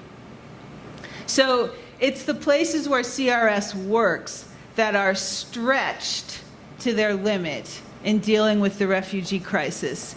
And that's really where we come in. So first of all, what CRS wants to do is address root causes. So we want to look at what's causing this mass migration in the first place, and how can our work support the work of local organizations to address the root cause in the first place. So what are the root causes? And Father Hollenbach named a few of them. Conflict is a big one. So in South Sudan, for example, many places in South Sudan are dealing with famine as a result of conflict. So of course people are displacing. So a root cause is conflict. And so you'll find CRS engaged in peace-building activities in South Sudan, in collaboration with the local church. So we're engaged in peace-building activities to support the work of the Catholic Church, but also ecumenical and interfaith efforts on peace building in South Sudan. So that's one way that we get involved in addressing root causes. Secondly, so in Kenya, for example, you've got 30% of the country that is being affected by drought. Okay, and drought is leading people to migrate. Why? Because they can't grow their crops. So they're hungry, or they don't have access to water. So if the root cause is drought, then what you want to do is look at the issue, see how we can address both agriculture, right? How can we work with local organizations to strengthen the ability of local farmers to adapt to drought conditions, but also address the issue of water, improving water distribution methods so people aren't forced to migrate. Those are the kind of things that we do on the ground to address root causes. We do it all over the world. So those are just a couple of examples. We also, in addition to root causes, though, once people migrate, CRS does work to support the efforts of our local partners to meet the needs of refugees and migrants once they have left. So we are involved in supporting the work of Caritas in Uganda to improve the situation in the largest refugee camp in the world. Right, so we'll work on hygiene issues, water issues, sanitation issues, things like that. We also work in Jordan, for example, which has received large numbers of refugees from Syria. We do things like provide educational programs for children. So the vast majority of refugees are women and children. What happens to kids when they're forced out of their home? What happens? They could lose years of schooling, right? So we'll do things like establish a school in a refugee camp that kids can, so their education doesn't get interrupted. Or establish safe spaces for children who are highly vulnerable in a camp situation so that they can find a way to deal with the trauma that they have gone through. We also, CRS does not prefer to work in refugee camps because most people are displaced for, at this point, an average of 17 years, right? Somebody else might have quoted that statistic. It's 17 years, so you don't want people to be in refugee camps for 17 years, right? So we also work very hard to create a situation where people aren't stuck in refugee camps, looking for ways that people can be housed and incorporated into the community where they find themselves. So that involves helping people to establish small businesses sometimes in those communities so that they can find a way to survive in the place where they've ended up. So that's the kind of stuff that CRS does. That's the space that we occupy, responding to the moral imperative that Father Hollenbach has laid out for Catholics in the United States to respond, right? In addition to what we do overseas, we have programming in the United States called U.S. Operations. That's actually where I work. And here's the thing.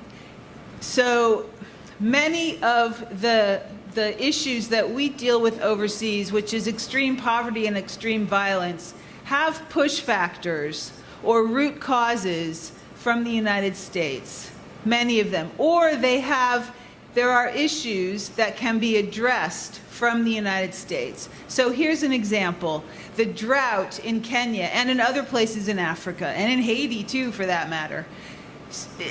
Many scientists believe that what we're seeing is increased drought and increased intensity of drought and increased storms and increased intensity of storms. So either you have one extreme or the other, right? You've got too much rain or not enough rain. Many scientists believe it's caused by climate change. And what we're hearing from the people that we support and work with on the ground is that things have changed, that droughts are worse, they're longer, there's more of them. So we can, in this country, work to address the issue of climate change through advocacy and through our own actions, right? There are things we can do in the U.S. And those are the kind of things that we try to engage the Catholic community in the U.S. So another example would be on migration. So there are legislative remedies that we can take in the U.S. to address the plight of migrants and refugees. Another example is foreign aid. Somebody else mentioned it earlier. I think, yeah, Father Hollenbach mentioned the importance of funding, right? So the work that I just described that we do overseas requires funding, and a lot of it. And more than half of the money that CRS uses to pay for these programs comes from USAID, right? It's foreign aid funding. And foreign aid funding gets approved by the U.S. Congress. So we work also to engage our constituencies to support that kind of funding so that we can continue the work that we do overseas. It's the kind of work that we do. So what do we do with college students? Father Hollenbach mentioned the importance of engaging Catholic students, and we agree. Catholic Relief Services is now in over 100 campuses around the country. Many of the Jesuit campuses host CRS ambassador, student ambassador programs. Is anyone out there a CRS student ambassador? Raise your hand. No one? Well, it's about time you became one. So many of the Jesuit campuses do have ambassador programs. The mission of a CRS ambassador program is very similar to the mission of JUHAN. So I encourage you to seek them out at your campus. So what we do is engage student ambassadors or student chapters essentially in the work of addressing the push factors or causes of important issues from the United States. We had a climate change campaign last year, and this coming year we are planning on launching a national campaign on migration. Again, Father Hollenbach mentioned the fact that there's going to be a papal action. So there is going to be a papal action. The plan is that it will be September 27th to kick off a global campaign to address the crisis of migration that is at this point global. So the Pope will be kicking off the campaign. The organization that has oversight of that campaign globally is Caritas, right? And I already explained to you what Caritas is. And the agency that has oversight of that campaign in the U.S. is Catholic Relief Services. So we will be leading the movement of the Catholic Church in the U.S. to address migration, and we will be trying to bring Catholic students on board, and you are all invited to join us. And the way you do that is to join your CRS Student Ambassador Program.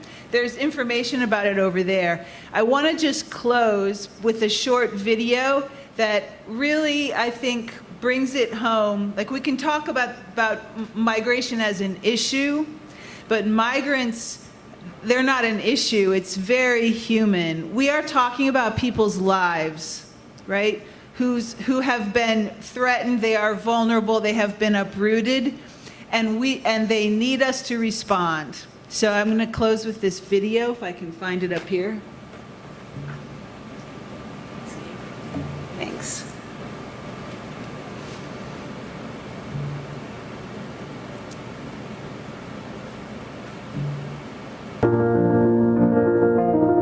With 65 million refugees and displaced people worldwide, the refugee crisis is the worst in human history. Last year, 24 people fled their homes every minute because of conflict or persecution.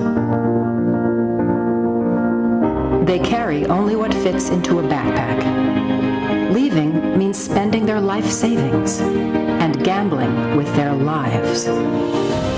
Today's refugees will be displaced for an average of 17 years. And if we ignore their plight, it will be even longer before they have a place to call home.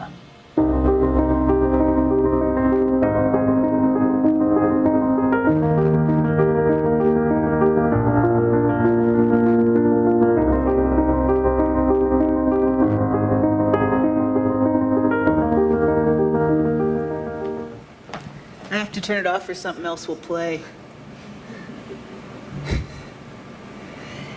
So we call the campaign I Am Migration.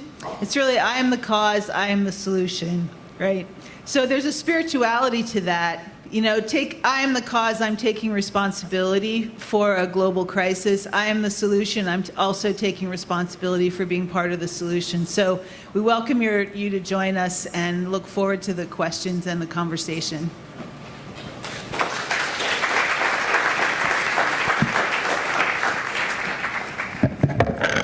Well, I just get this slide up here.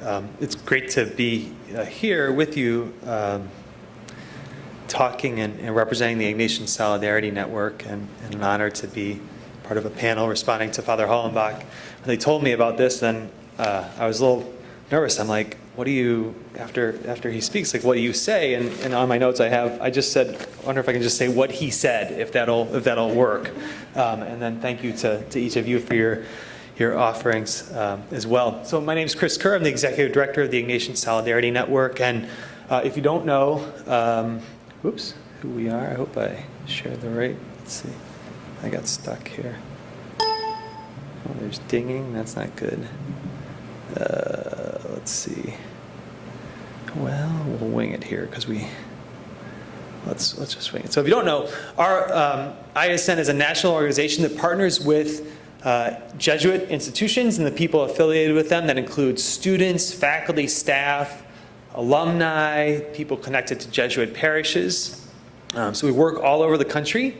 And this gathering here of folks here at JUHAN is a perfect opportunity for us to be part of something where institutions are coming together, finding ways to collaborate to promote humanitarian action. So it's really an honor to be here.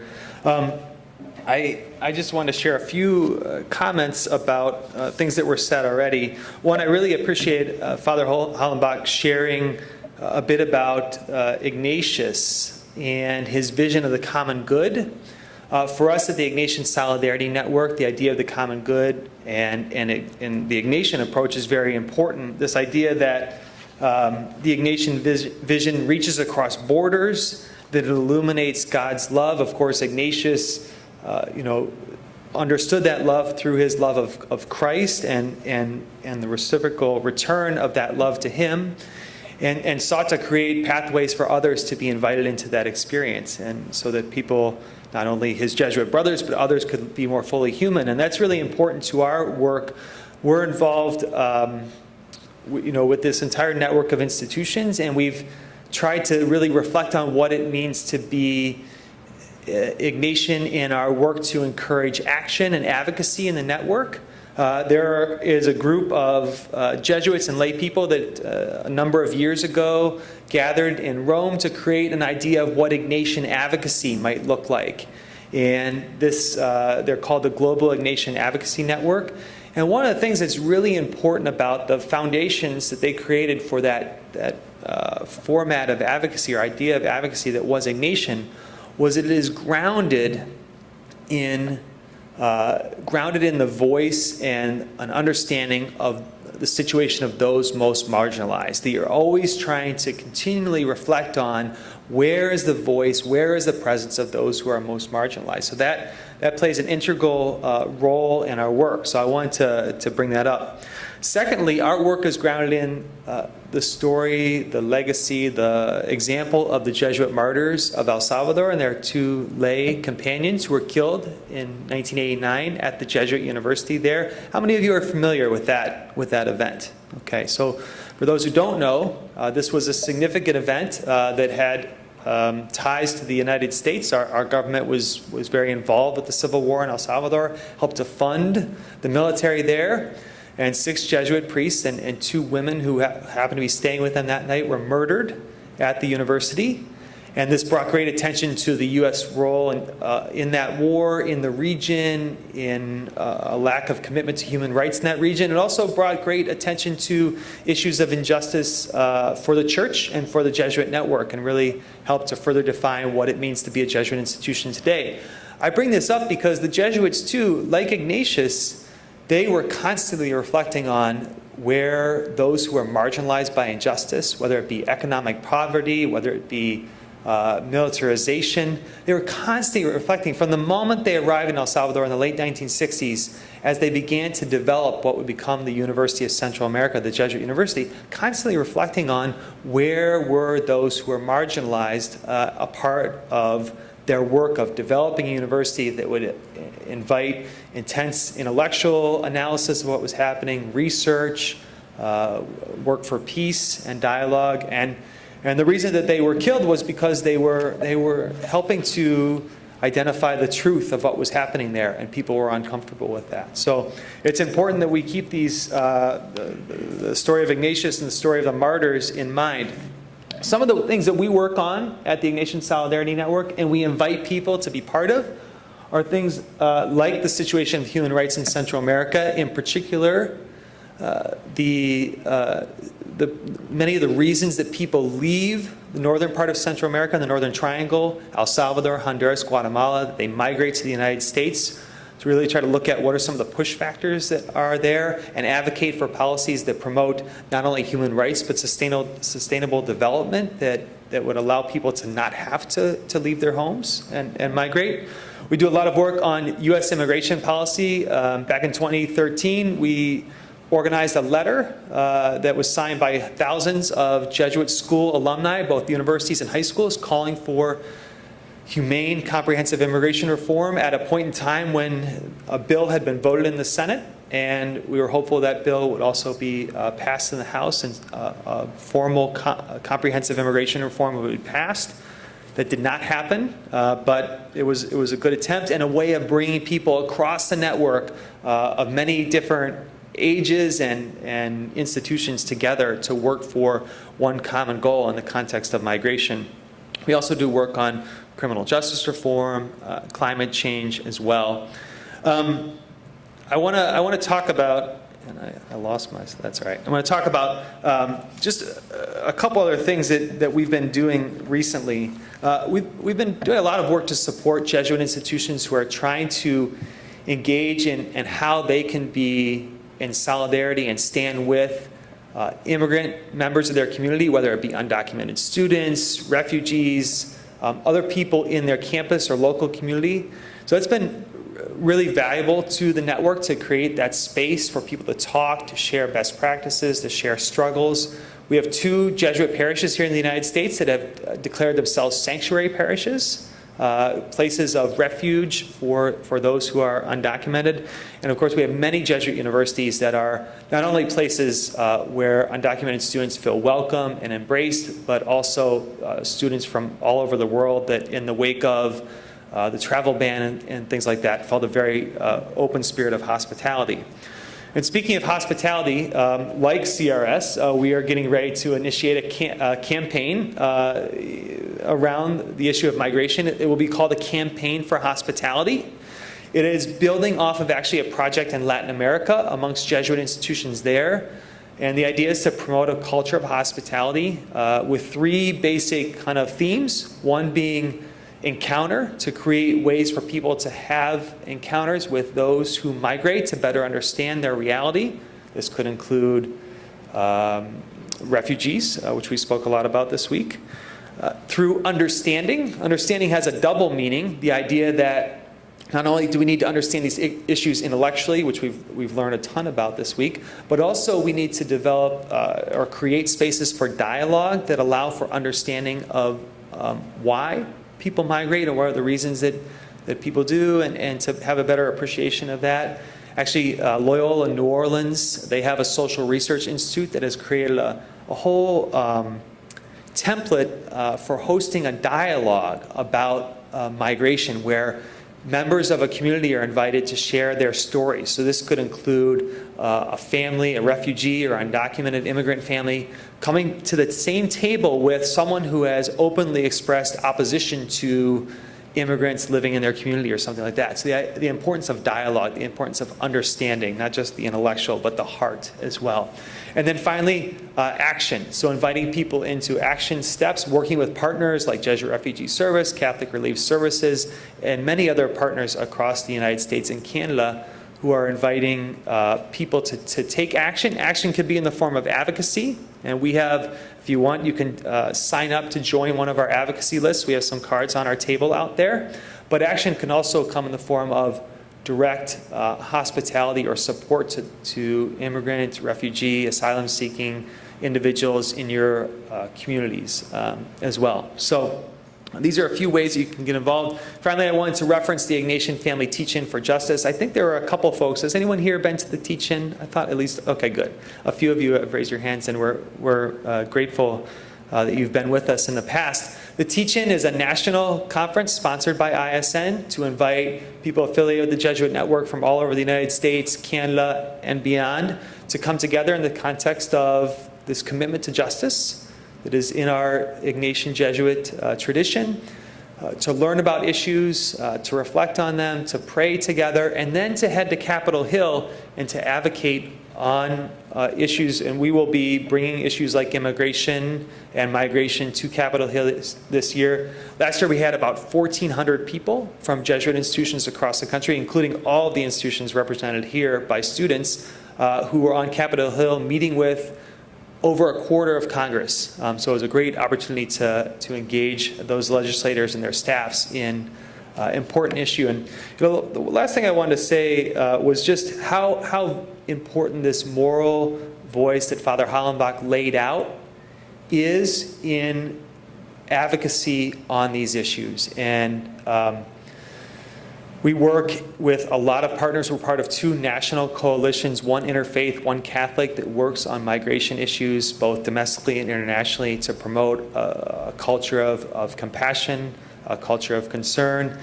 And the voice of people of faith, of people who are willing to offer kind of a personal response, not just from the mind, but from the heart, has tremendous value in society today, in the media, on Capitol Hill. And so I want you to know that that's really important. You know, Pope Francis has been tremendously successful at sharing a passionate message with people. And I think one of the reasons he's been successful is his ability to link his experience of faith with the realities of his brother and sister, and to do so in ways that people find meaning.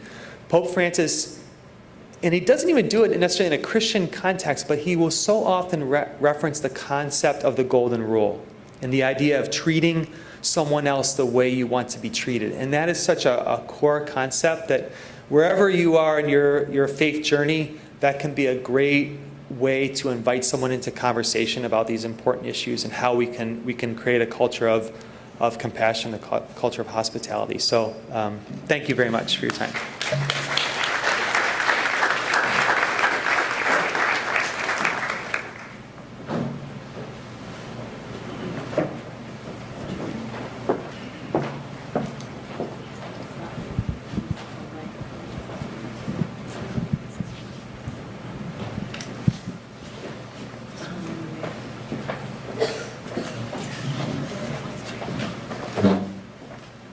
You have that? Okay, I was looking. All right, so Maddie is going to go around with the microphone, and as we did earlier today, if you do have a question, if you could just introduce yourself and say where you're from, that would be great. So anyone who has a question, go ahead and raise your hand, and Maddie will bring the microphone to you.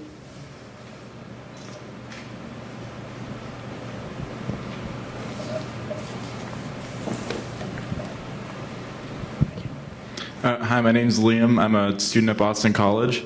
And my question's about, well, so a lot of you represent or have represented, religious religiously ethical organizations like supporting refugees in various ways. And you do some really amazing work with that. But there's also so I know a lot of some of what we mentioned in this conference is there have been refugees who have been put into that situation because they're in the LGBTQ community. And I'm wondering how your organizations sort of reconcile the fact that some of the persecution that these people have faced is because of the religious background of some of the countries they come from, and how you guys have work that's been done to try and reconcile that issue.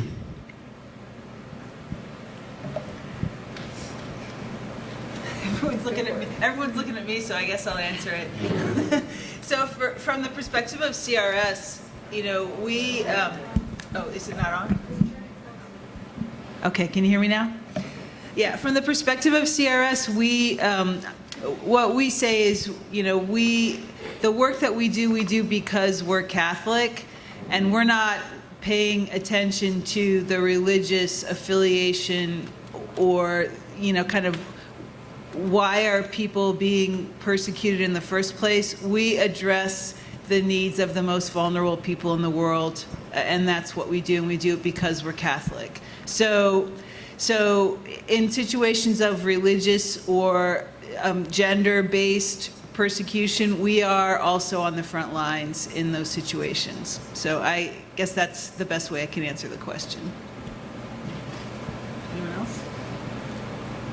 Yeah, I'll just mention that some of the persecution has come from Catholic leadership in some countries. And so I know there have been some efforts by the U.S. bishops, among others, to pressure their confreres to not support laws that discriminate against LGBT people.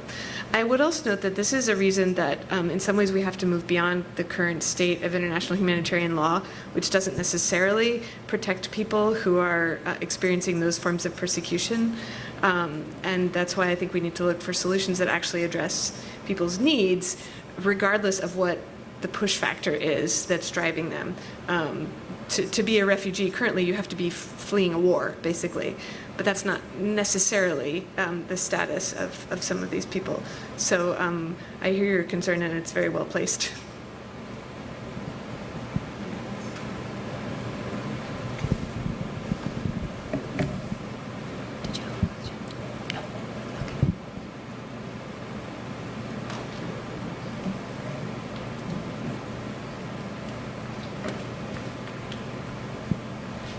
Well, I can just say that we are the LGBT Asylum Task Force from right up the street, Hadwin Park Congregational Church, United Church of Christ. And we have an organization that is only for LGBT people because the multiplicity of the issues, religious, Christian, Protestant, Muslim, Catholic, much. In fact, we were started because of religious abuse. We were called by an attorney because the person was lamenting that God hated them, and it came from his priest. So we started because we are a church that believe LGBT people are created beautifully. End of discussion. And so we have helped 130 LGBT people from over 130 countries, and they are not being helped almost anywhere else, except to say, I'll give you something to eat, which is very important. But to deal with their soul and who they are created to be and help them heal from religious abuse, it is our belief that we are the only in the United States, plus providing housing and food. So there are people doing it. If you ever have anybody that needs it, please call us. Okay.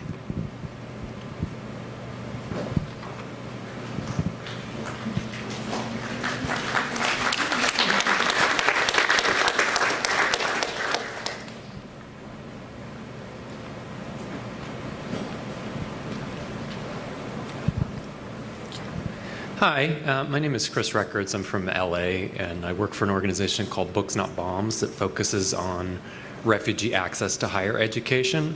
I have a question about whether scholarships are part of the conversation at Jesuit universities. To my knowledge, there are only 2 Catholic universities in the United States, Salve Regina and Notre Dame, that have to this point taken steps to offer dedicated scholarships to refugee students through the Institute of International Education. And given the prominence of Catholic and Jesuit institutions, the resources that are available to them, and the work that is already done by so many Catholic institutions, is this part of the conversation? Why has action not been taken to this point?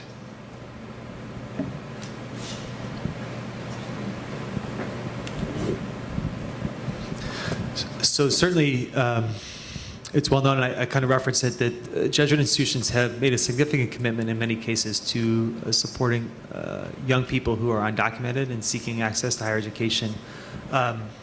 In terms of refugee students or prospective students in particular, I can't think of a large-scale program to support that, but I don't want to suggest that there aren't efforts on campuses. And I think in general, for a number of the universities, a refugee student would be seen as an international student, and there's ways to support their entrance and study there.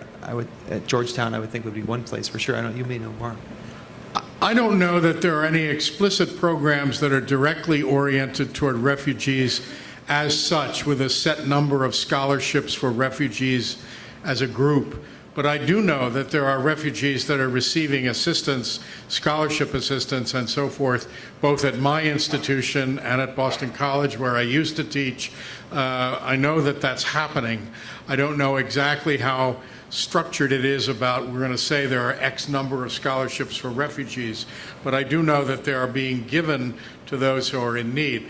We had a conference at Boston College when I was there several years ago, celebrating the sesquicentennial of Boston College, the 150th anniversary of its founding, and the conference was all about refugees and migrants, partly because Boston College was founded to deal with all the Irish immigrants that came to the United States, many of whom could be called refugees from persecution by the United Kingdom. And there were large numbers of people who came there, and BC was founded to meet their needs. They came from the potato famine and a variety of other things caused by the politics of Irish-British interaction. And we ran this conference to say this is a major source of memory that we cannot fail to forget as we look forward toward the response of these institutions toward the future. We focused heavily on migration rather than refugees as such. And so there was a lot of, and there is a program underway, a notable one, led by Rick Riscavage and several other people at Fairfield and so forth, studying the impact of Jesuit universities on migrants and the way they're responding to undocumented migrants and so forth. So, but there's been more emphasis on the migration issue than there has been on refugees as such, but I do, as a formal policy program. But I think you're right that we ought to be looking into ways that we could be of assistance to migrants or to refugees as well. The reason I think the migration issue has taken first place is that there are so many undocumented migrants in the United States compared to the number of refugees. But anyway, but it's a good point, and I think it needs further examination. And just to add to it, certainly when you think about many of the reasons that people have come unaccompanied, or children have come unaccompanied into the U.S. or come with families over the past 20 years from Central America in particular, their migration stories are filled with violence and a lot of challenge that now they're seeking opportunities to study in higher education. Maybe the Lemoyne folks, I can think of one example, it's anecdotal, but there's a gentleman who graduated from Lemoyne about 10 years ago who's from South Sudan, was a refugee, and has started an organization to social development organization. Does the Lemoyne crowd does that ring any bells? A little bit, yeah. So that's just one example. It's anecdotal, but I agree. I don't know of any formal programs specifically for refugee students. So, Maddie, I think we have time for one more question, if anybody out there has another question.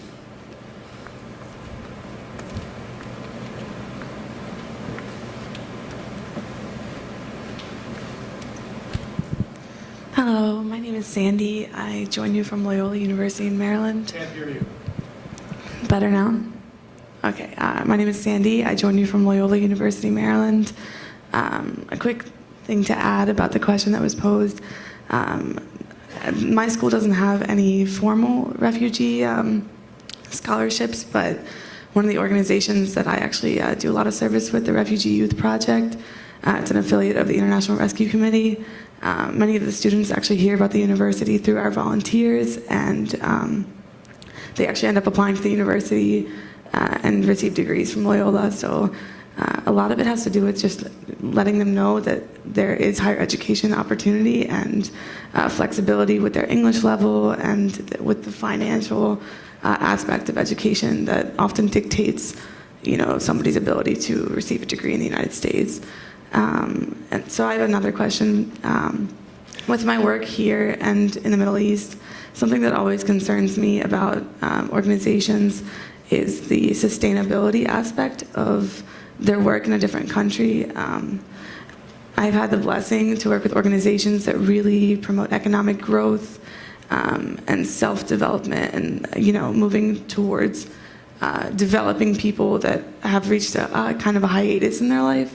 And I just wanted to ask all of you about sustainability in your own organizations and how it works to continue to, move people forward and instead of just providing the temporary help and then, moving to another situation that arises as the need demands.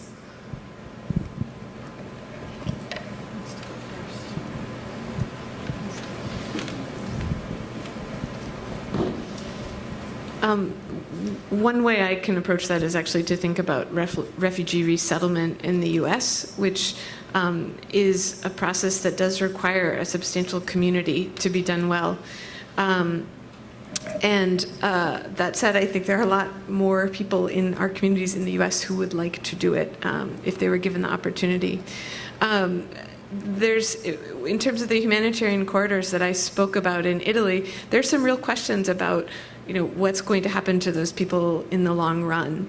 But it does help that there is a massive grassroots community supporting this. There are 10,000 members of our community in Rome alone, trying to provide, jobs, housing, assistance with asylum applications. So it's not something that I would want to undertake without a substantial community of people involved. You can't change the world alone. And this is one example of that, I would say.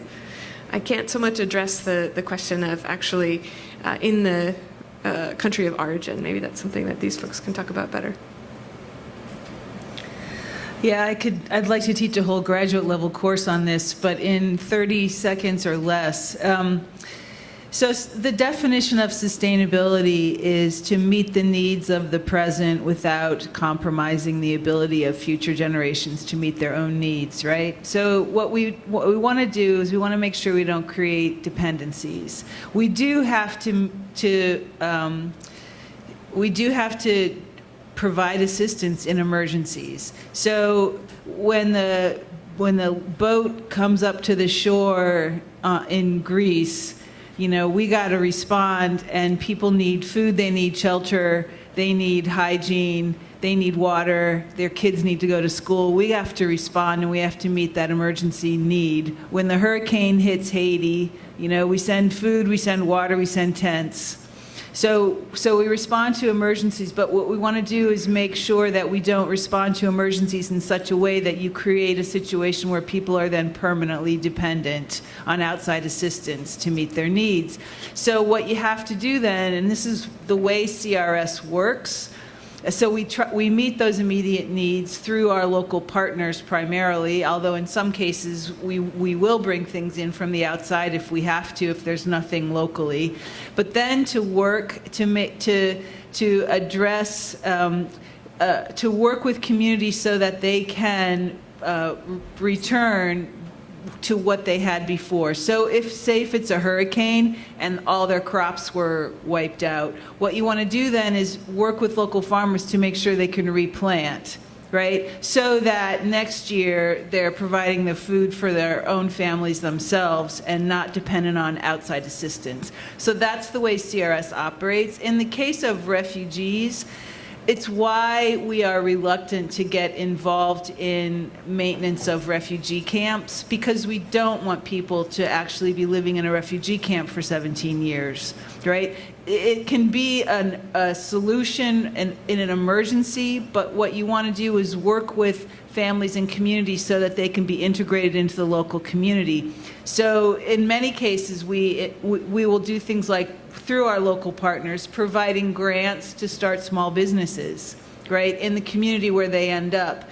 In Athens, we have a very innovative shelter program where, 30% of the apartments in Athens are vacant because of the economic situation in Greece. So CRS is working with our local partners again and with architects to create permanent housing for refugees in Athens so that they're not stuck in camps.